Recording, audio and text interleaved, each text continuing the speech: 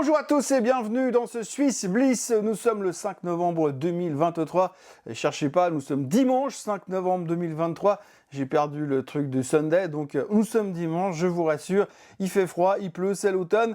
Mais la bonne nouvelle, c'est que les marchés ont finalement réussi à rebondir. Merci à la Fed qui a su nous parler comme on avait envie qu'elle nous parle. Alors, il n'y a rien qui a changé fondamentalement. Les taux n'ont pas monté ni baissé. Il n'a pas laissé entendre qu'il allait baisser les taux avant 2025. Mais quoi qu'il en soit, ce qu'il faudra retenir surtout, c'est qu'on est soulagé parce qu'il y a l'air d'avoir un semblant d'amélioration.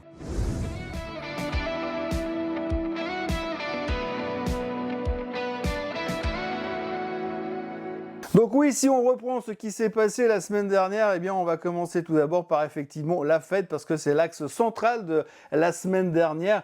Alors grosso modo, oui, vous l'avez vu, on en a parlé depuis mercredi soir, jeudi et vendredi y compris. Eh bien Monsieur Powell n'a rien fait, mais dans son discours et dans sa manière de s'exprimer, finalement, il a laissé entendre que il continuait à surveiller les taux. Bien sûr, il savait pas trop où on irait, bien sûr, mais ça c'est pas nouveau. Mais par contre, on avait un petit peu l'impression que dans son ton, la couleur de son regard et peut-être un tout petit peu la couleur de sa cravate, eh bien, on a commencé à comprendre que Monsieur Powell était plutôt notre ami, plutôt décontracté, pas encore de viche, bien sûr, au quiche, toujours un peu, mais l'un dans l'autre, on commence à se dire que potentiellement, eh bien, le cycle de hausse des taux serait terminé. Oui, je n'ai pas peur de dire le mot terminé. A priori, c'est ce que tout le monde est en train de penser et de se dire que cette fois, eh bien, on va pouvoir se dire qu'on va peut-être rester longtemps entre 5,15 et 5,5 de taux d'intérêt sur les taux directeurs américains, mais que l'un dans l'autre, eh bien, les choses vont se calmer. Donc cette bonne nouvelle a fait immédiatement se péter la figure aux 10 ans américains, et donc par effet de vase communicant, eh bien immédiatement, la tech est repartie comme en 40 et le S&P 500 est reparti également en tapant exactement le point qu'il devait taper dans la zone des 4150, 4180. Il a pris appui là-dessus et résultat, on finit la semaine quasiment 200 points plus haut sur le S&P 500, tout en haut du range du canal descendant. Donc les gens étaient limite euphoriques en cette fin de semaine boursière et ça fait un moment que c'était pas arrivé. C'est vrai qu'on vient de se taper quand même 3 mois bien pourris, mais les 3 mois bien pourris sont derrière nous. Le Christmas Rally est devant nous. Vous pouvez commencer à décorer le sapin. C'est pour tout de suite. Si on revient sur le sujet des chiffres trimestriels, eh bien ça continue à publier dans tous les sens. Alors ce qu'il faut retenir aujourd'hui, cette semaine en tous les cas, c'est que depuis, on va dire mardi, on a tendance à quand même prendre les chiffres un peu de manière différente. La semaine dernière, eh bien, on avait tendance à arriver en se disant oui, alors les chiffres, ils sont excellents, mais il a quand même été très prudent sur les prévisions futures et sur la guidance, donc on va déglinguer le titre de 10%. Et puis depuis quelques jours, allez savoir pourquoi. Un courant, le changement de lune, je ne sais pas, un courant alpin, aucune idée. La météo peut-être, allez savoir. En tous les cas, eh bien, les gens ont changé de positionnement et on voit le verre à moitié vide cette fois, ce qui fait qu'on a eu des rebonds assez spectaculaires. Souvenez-vous d'AMD, parce que ça, il faut quand même le retenir cette semaine. AMD qui a sorti des chiffres en demi-teinte, une guidance en demi-teinte, mais qui derrière vient nous annoncer que du côté de l'intelligence artificielle, ça va plutôt pas mal. Résultat, le titre a fait moins 5% après la clôture et plus 10% le lendemain. Bref, un Muppet Show total. On voit vraiment que les gens, tout d'un coup, les investisseurs ont tourné un petit peu leur mindset un peu différemment. Comme d'habitude, en fin de semaine dernière, enfin je parle de vendredi, il y a 10 jours, où on était au bord du gouffre, on se dit cette fois c'est bon, on va à 3009 sur le S&P 500, c'est fini. Et puis comme l'excès de négativisme et l'excès de peur fait toujours effet pour les contrariants, eh bien finalement le marché a rebondi et c'est un peu la même chose sur le résultat trimestriel puisqu'on a vu des rebonds assez spectaculaires. Souvenez-vous, vendredi matin, je vous parlais des chiffres d'Apple qui n'étaient pas terribles selon les analystes, parce qu'ils attendaient quand même beaucoup plus, même si Apple a fait quand même beaucoup mieux que ce qu'ils attendaient. Et puis finalement, le titre s'en sort relativement bien en fin de semaine. On voit que pour l'instant, il n'y a plus trop de vendeurs et les gens sont plutôt dans un mode achat opportunistique. Alors évidemment, dans cette tendance catastrophiste qui se transforme en tendance bullish et optimiste parce que Thanksgiving, parce que la fin de l'année, parce que les cadeaux de Noël, parce que le vin chaud, eh bien on a aussi évidemment des bonnes nouvelles du côté du 10 ans puisque le rendement du 10 ans s'est effondré et que tout d'un coup on se dit bah alors ça va parce que si le 10 ans redescend à 4,5% de rendement, eh bien les gens ils vont se dire à ce niveau-là, je revends mes obligations, je rachète mes actions parce qu'après tout 3,5% de dividendes plus le prospect de voir le marché exploser derrière, C'était plutôt encourageant, c'était plutôt positif. Voilà, donc résultat, le 10 ans se fait péter la figure, le Nasdaq repart dans l'autre sens. Ouais, c'est vraiment les vases communicants. Et puis alors, on a eu les chiffres de l'emploi en fin de semaine. Alors là, c'est un peu la cerise sur le gâteau finalement, parce que le marché attendait 170 000 créations d'emplois. Alors pour la petite histoire, ça fait juste 3 mois qu'on se fait balader à chaque fois, et puis qu'à chaque fois qu'on arrive, oui, je pense qu'on aura 180 000 créations d'emplois, bam, 300 000, et on se dit, ah bah l'emploi veut pas ralentir, l'économie veut pas ralentir, est-ce que réellement ce que fait la Fed, ça sert à quelque chose? Et puis alors, ce vendredi, eh bien, on attendait 170 000, on les ayant comme ça, on se dit, ouh là là, mais si ça sort de nouveau à 300 000, comment on va survivre? Je rappelle que le mois dernier, on est passé de 177 000 à 336 000, mais heureusement, on avait la croissance des salaires qui ralentissait, ce qui nous a sauvé les fesses, un tout petit peu quand même. Et là, on se disait, mais cette fois, comment on va faire? Eh bien, on va simplement sortir un chiffre en dessous des attentes. Hein. Donc, il y avait 170 000 créations d'emplois attendues, c'est sorti à 150 000. Résultat, on se dit, ah, mais c'est bien, parce que finalement, ce que fait la Fed est en train de fonctionner. Le marché de l'emploi ralentit. Donc, du coup, ce qu'a fait M. Powell, c'est parfait. Il va nous garder les taux encore un petit peu élevés 3-4 mois, puis quand il verra que le marché, l'économie est vraiment en train de ralentir à ce moment-là, eh bien, il va pouvoir baisser les taux. Bref, c'est un plan qui se déroule sans accroc, c'est un monde parfait. On a vraiment l'impression d'être dans un film de Disney, un film hollywoodien qui se termine bien avec les Américains et les bullish qui gagnent à la fin. Alors cette nouvelle au niveau des chiffres de l'emploi est donc excellente, hein, c'était vraiment très satisfaisant.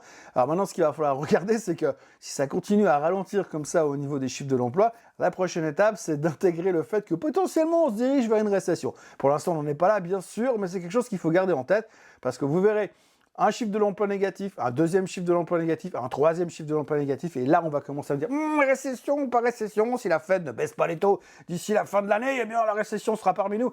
Bref, on risque d'en reparler, mais néanmoins pour l'instant on va pas se gâcher le plaisir, on est en mode bull market, fin d'année, Christmas rally, allez c'est bon, champagne pour tout le monde, on va casser les résistances, la tendance baissière, le S&P retourne au plus haut. C'est pas moi qui l'ai dit, c'est Monsieur Tom Lee. Du côté de la Suisse, on notera que les indicateurs, les chiffres économiques qui sont sortis cette semaine montrent que les petites et moyennes entreprises, les PME, sont en difficulté, souffrent en tous les cas du ralentissement du franc suisse, la force du franc plutôt, et puis le fait aussi que toutes les exportations qui vont en direction de l'Europe souffrent du fait que l'Europe est en train de se traîner lamentablement. Donc pas des chiffres extraordinaires, du coup on a eu le CPI, l'inflation en Suisse qui était 1,7%. Alors bon, après il faut de nouveau interpréter l'inflation parce qu'on voit quand même que quand on va faire les courses, on ressent quand même la différence, mais ça me paraît quand même un peu plus que 1,7% au niveau du concret. Mais forcément, ça dépend ce qu'on achète. Hein. Si vous achetez pas de bouffe, vous faites pas le plein, comme d'habitude, ça devrait aller beaucoup mieux. Mais 1,7%, c'est quand même exceptionnel par rapport à ce qu'on entend ailleurs dans le reste du monde. Hein. On a toujours réussi à s'en sortir un petit peu mieux en Suisse, ça c'est la bonne nouvelle. Néanmoins, on a eu un des guignols de la BNS qui a parlé, Monsieur Martin Schlegel, qui est vice-président de la BNS, qui nous a quand même dit qu'il ne s'excluait pas la possibilité de monter les taux en fonction de si jamais l'inflation venait à repartir à la hausse, blablabla.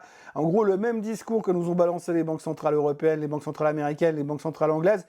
Simplement, il fait la même chose en Suisse, sauf que les taux d'inflation ne sont pas tout à fait la même chose. Mais ça, c'est pas grave, parce que depuis que Monsieur Jordan a annoncé cette semaine que la Suisse avait sauvé le monde d'une crise économique en massacrant le Crédit Suisse et en le donnant à l'UBS, eh bien on est sauvé parce qu'on a des génies qui dirigent la Banque nationale suisse. Merci à eux. Si l'on regarde les performances de la semaine, eh bien vous le voyez, un rebond massif un peu partout, dépression au niveau du pétrole, le pétrole qui se calme massivement cette semaine, tout simplement parce que il n'y a pas d'extension du conflit israélo-palestinien. Pour l'instant, il se contente de transformer Gaza en grand parking et ça convient à tout le monde.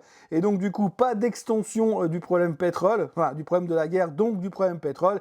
Résultat, on prend les profits, le baril redescend massivement en direction de la moyenne mobile des 200 jours. D'ailleurs, il est en dessous de la moyenne mobile des 200 jours. Attention à la suite de la correction, s'il n'y a pas de tension ou de nouvelles tensions, ou allez savoir pourquoi, peut-être que la réserve stratégique américaine viendrait racheter un peu de pétrole, mais pour l'instant, plutôt en downtrend. De l'autre côté, eh bien, le Dow Jones, les semi-conducteurs, le Nasdaq, vous le voyez, 7% sur le Dow, 7% sur le SOX, 6,6% sur le Nasdaq, c'est l'explosion, 5,9% quasiment sur le S&P 500, et puis le reste, ça suit, hein, l'Europe, l'Italie, plus 5, le Brésil, plus 4,29, l'Espagne, plus 4,20, la France, plus 3,70, le DAX, plus 3,40, et puis la Suisse qui se traîne toujours, parce que forcément, nous, en Suisse, on n'a pas vraiment des titres sexy dans ce genre d'environnement. Si on avait des fabricants de semi-conducteurs ou bien alors des gros leaders qui font partie des Magnificent Seven, ça irait mieux, mais c'est pas le cas. Donc la Suisse se traîne avec une hausse de seulement de 48%, et quand on voit ce qu'elle s'est pris dans la tête le mois dernier, on peut être un tout petit peu déçu, et le Bitcoin continue à se stabiliser autour des 34 000 et des poussières, alors que tout le monde est en train de spéculer sur l'arrivée imminente, logique et obligatoire de l'ETF de BlackRock. Le SMI justement, donc Geberit qui a fait un carton sur les chiffres, Sonova qui a fait un carton sur ses chiffres, on va y revenir tout à l'heure, un rebond du luxe sur Richemont, et puis de l'autre côté Swisscom qui a foiré ses chiffres, qui baisse de quasiment 4%, c'est bien fait, de toute façon c'est beaucoup trop cher ce qu'ils nous facturent pour nos factures de téléphone, bref, peu importe, vous le savez, j'aime pas Swisscom, et Swisscom a raté son trimestre, alors il y a toujours le dividende qui est intéressant, mais le titre est toujours, le titre est toujours relativement déprimant, on va en reparler tout de suite. D'un point de vue technique, vous le voyez, le SMI, après avoir cassé sa tendance horizontale, d'ascension depuis le début de septembre l'année passée, eh bien, on est en train de tenter le rebond, mais comme je vous le disais, c'est difficile. On n'a pas réussi à combler le gap qu'on a laissé ici. Donc, pour l'instant, le SMI est toujours dans une sale position. Vous voyez le gap ici. Il va falloir qu'on remonte maintenant, en tout cas, jusqu'aux 11 000 pour qu'on commence à parler sérieusement de quelque chose de sympa.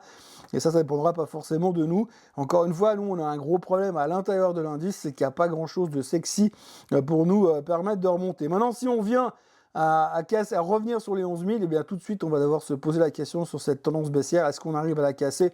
Bon, là, on a encore un petit peu de marge de manœuvre, on en reparlera dans 700 points, mais pour l'instant, pas grand-chose à dire sur la Suisse, si ce n'est que c'est extrêmement déprimant sur le graphique et au niveau du trading. Le CAC 40 qui rebondit aussi massivement comme tout le reste des indices. Alors le CAC 40, vous voyez qu'on est toujours dans notre canal descendant sur le CAC 40, on a bien réussi à remonter, mais par contre, eh bien là on arrive tout de suite en fin de semaine à buter sur la moyenne mobile des 200 jours. Là aussi il va falloir casser pour aller chercher les 7200 sur le CAC 40, et là on pourra effectivement commencer à parler de cassure de la tendance descendante sur le marché français. Du côté des USA, vous le voyez, alors je m'excuse, j'ai une panne avec mes charts dynamiques parce qu'apparemment la tempête d'or a fait sauter le Wi-Fi, donc je n'ai plus de Wi-Fi. Résultat, alors on repart sur un truc un peu moins dynamique, et bien vous voyez que le S&P 500 a donc tapé là où il devait taper, la zone des 4150, 4180, avec un rebond spectaculaire. Il a tout enfoncé en quelques séances. Et on commence donc la semaine qui va nous arriver à partir de demain, avec une résistance dans la zone des 4360 qui correspond au trend descendant sur le S&P 500. Sur le Nasdaq, eh bien c'est pareil, vous voyez cette espèce de watch descendant dans lequel on était, on a rebondi pile poil sur la moyenne mobile des 200 jours, et on revient immédiatement l'espace de 4 séances là aussi, en train de tester les 15 100. Il va falloir traverser ça à la hausse pour que l'on puisse parler de retour potentiel déjà au plus haut du mois de juillet, puis éventuellement au plus haut de l'année. Il y a encore des gens qui sont extrêmement bullish, il va quand même falloir un petit peu plus que ça pour générer un peu de dynamisme ces prochains jours, mais en tous les cas, les charts sont spectaculaires du côté des États-Unis, et c'est pas le dernier. Et puisque là, on a le SOX, vous voyez le SOX, alors lui, c'est impressionnant là aussi. À un moment donné, on a eu quand même toute une série de boîtes qui ont publié des résultats pourris sur les semi-conducteurs, et puis tout d'un coup, en début de semaine, on a eu Qualcomm qui sort des bons chiffres, AMD qui explose, et tout le reste qui suit derrière, et puis finalement, vous avez un rebond, mais vraiment impressionnant sur le SOX. Là aussi, il va falloir confirmer. Vous voyez qu'on a toujours un espèce de trend descendant dans lequel on est, que malheureusement, je ne peux pas dessiner aujourd'hui, mais en tous les cas, on est dans un rebond assez spectaculaire sur le SOX, qui est plutôt une bonne nouvelle à l'heure actuelle. Pour les titres de la semaine en Suisse, alors vous voyez normalement les charts qui s'affichent devant vous pour l'instant. Désolé, toujours des problèmes techniques aujourd'hui. Chez Straumann, le fournisseur d'implants et de dispositifs, tout ce qui est chirurgie dentaire, alors eux, ils ont annoncé une très bonne résistance sur le troisième trimestre. Alors malgré l'inflation, eh bien les Balois, ils ont réussi à générer en tout cas une belle croissance organique supérieure à 10%. Le titre a explosé sur la nouvelle. Du côté chocolat, sur le marché plus large en Suisse, eh bien Barry Callebaut a montré des objectifs à moyen terme qui étaient plutôt positifs. Ils ont changé de patron, changé de CFO, et puis les résultats annuels s'estiment plutôt bien positionné. Bref, des commentaires relativement positifs. Résultat, là aussi, le titre prenait 4,9% sur l'annonce. On continue toujours avec des bonnes nouvelles du côté de Gurit. Alors Gurit, eux, ils ont chopé un énorme contrat dans le secteur éolien. Alors un énorme contrat, on va relativiser par rapport au chiffre d'Apple, mais 375 millions de francs suisses. Néanmoins, c'était une bonne nouvelle. Le titre bondissait de 7,7%. Et puis, autrement, on notera encore Swisscom. Alors Swisscom, c'est un peu le vilain petit canard de la semaine, puisque Swisscom se sont effondrés lors de la publication des résultats. Ils ont réduit leurs prévisions de revenus pour 2023 à cause de la force du franc suisse et la baisse des ventes de matériel en Suisse. Il faut peut-être commencer à se poser des questions sur ce qu'on facture à ses clients, mais bon, ça, c'est une autre thématique. Et puis, autrement, ils prévoient désormais des revenus de 11 milliards par année, alors qu'avant, ils attendaient plutôt entre 11,1 milliards et 11,2. Donc ce gros changement n'a pas du tout plu au marché qui a littéralement lâché les actions suisses, mais l'un dans l'autre, on s'en sort encore relativement bien. Du côté de la construction, enfin, des bons chiffres chez Geberit qui a beaucoup souffert ces derniers temps. Grosso modo, au troisième trimestre, on a vu que les ventes le revenu net, avait augmenté à 147,8 millions. Et puis les ventes ont un petit peu diminué, mais bon, c'est bonne nouvelle, on voit que ça allait un tout petit peu mieux. Ils s'attendent tout de même à une baisse du chiffre d'affaires sur les produits sanitaires, mais l'un dans l'autre, ils s'en sortaient plutôt pas mal. On va dire que les résultats étaient plutôt bien. En tous les cas, le marché l'a bien pris, puisque l'action terminait en hausse de 8,8% sur la journée de publication. Et puis, du côté de Suisse Re, là aussi, séance dans le rouge chez Suisse Re, après des publications sur 9 mois qui étaient beaufs, mais néanmoins, c'est quand même un bénéfice net de 2,5 milliards de dollars, contre une perte de 285 millions de dollars un an plus tôt. On peut comprendre les variations, mais l'un dans l'autre, on considérera, en tout cas ce qui a été signalé dans le marché, c'est que les chiffres étaient plutôt sans surprise. Résultat, le titre ne faisait pas grand-chose. Donc ce que l'on doit retenir finalement de cette semaine, c'est qu'on est dans un marché qui se pose beaucoup de questions, mais qui a bien respiré, qui a pris une grande bouffée d'oxygène en cours de semaine et qui termine relativement bien. Même la Suisse, alors la Suisse, on l'a vu sur le graphique avant, on est dans une sale position parce que finalement on est au bord, on n'arrive pas à remonter, on a encore un bon bout de chemin à faire pour revenir dans une tendance haussière. On voit aussi que le reste des indices sont bien remontés, mais restent aussi dans des tendances négatives. Il va falloir continuer à sortir des choses positives en tous les cas. On l'a vu sur les chiffres, typiquement les chiffres d'Apple, que finalement l'interprétation a un petit peu changé. On arrive en fin de phase de publication des chiffres trimestriels. Donc les choses devraient plutôt se décanter dans le bon sens. On espère, en tous les cas, il ne devrait plus y avoir de mauvaises surprises parce qu'il n'y a pas de grands noms. On attendra quand même les chiffres de Nvidia qui sortent sauf erreur le 21 novembre pour commencer à dire la saison est terminée, on peut commencer à respirer et à parler d'autre chose. Et l'autre chose, ce sera bien évidemment le Christmas Rally. On va inévitablement parler beaucoup de conflits, puisqu'il y a toujours le conflit israélo-palestinien en ce moment. Mais pour l'instant, on a l'air d'avoir mis de côté très clairement ce qu'on voit, ce que le marché interprète pour l'instant, c'est que tant que les Iraniens s'en mêlent pas, ou tant qu'il n'y a pas un développement massif de la guerre ailleurs, bon, on a vu que les Israéliens étaient en train de bombarder le Liban maintenant parce qu'ils s'en prennent au Hezbollah. Donc ça risque de créer un peu de tension, mais pour l'instant, c'est juste des terroristes qui se font massacrer par les Israéliens. Donc ça va.